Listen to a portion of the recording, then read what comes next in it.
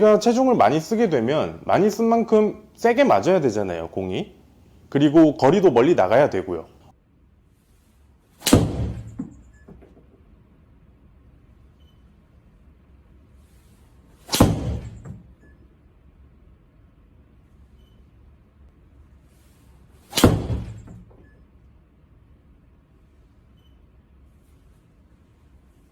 골프 스윙에서 체중 이동은 필수입니다. 그런데 각 골퍼마다 체중 이동하는 스타일이 다른데요.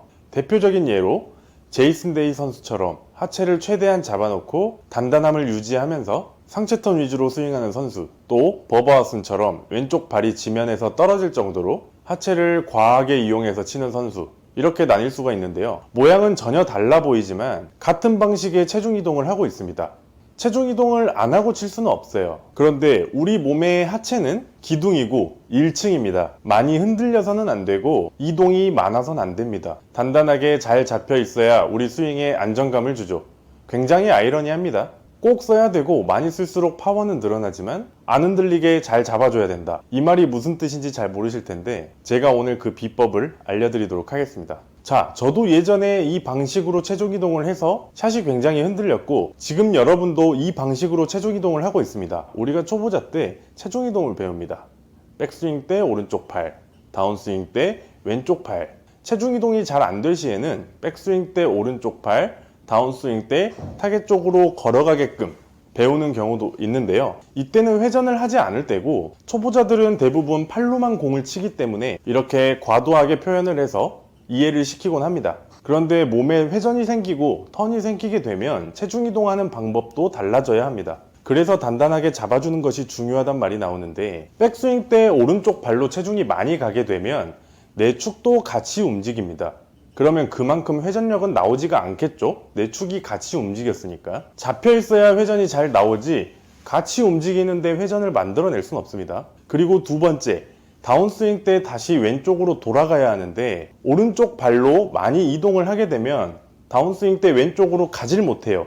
간다고 하더라도 굉장히 둔하고 정확한 타이밍에 왼쪽 발로 가면서 볼을 타격하는 건 불가능한 일입니다. 그런데 그냥 눈으로만 봤을 때는 오른쪽으로 많이 갔는지 조금 갔는지 발이 들리지가 않으면 확인하기가 좀 힘들어요. 그래서 아마 대부분 아마추어 분들께서 체중 이동을 오른쪽 발로 갔다가 왼쪽 발로 가는 이 방식으로 체중 이동을 하고 있을 겁니다. 백스윙 때 체중 이동을 시킬 때는 제자리에서 골반이 돌아가게 되면 골반이 돌아가는 방향에 따라서 내가 우측으로 이동을 시키지 않아도 체중은 오른쪽으로 당연히 실리게 되어 있습니다. 많이 실으면 많이 실을수록 체중은 오른쪽 발 뒤꿈치로 가게 될 거예요. 왜냐면 그만큼 골반이 많이 돌았기 때문이죠.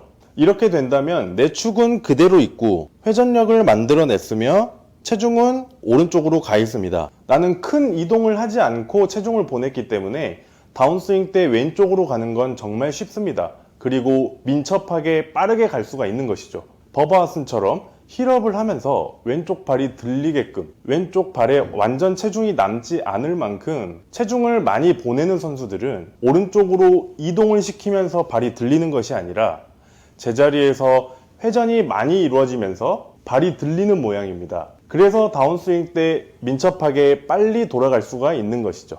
그래서 체중 이동을 만들 때는 절대 내가 오른쪽으로 이동한다는 느낌이 없이 제자리에서 골반 턴으로 인해서 회전을 시켜준다. 이 방식으로 체중이 이동되어야 합니다. 다운스윙 때는 당연히 그 반대쪽으로 돌면서 체중이 이동이 되겠죠.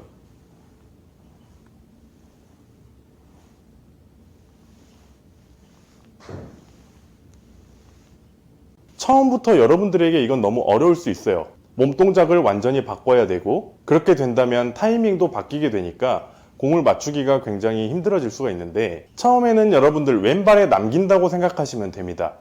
백스윙 탑에서 오른쪽으로 다 보내지 말고 왼쪽 발도 지면을 다 밟고 있다. 다 이동시키지 않고 결국 다운스윙 때 돌아와야 되기 때문에 왼쪽 발에도 남겨둔다. 그렇게 된다면 내 축이 오른쪽으로 이동하면서 과하게 체중이 오른쪽으로 가지 않겠죠. 그래서 백스윙을 할 때 내 왼쪽 발바닥에 집중하고 내 왼쪽 발바닥에도 무게가 실리게끔 남아있게끔 백스윙을 들어주는 겁니다. 그러면 자연스럽게 내 골반도 회전할 것이고 처음부터 체중 이동 방법을 바꾼 것이 아니기 때문에 금방 적응을 할 수가 있습니다.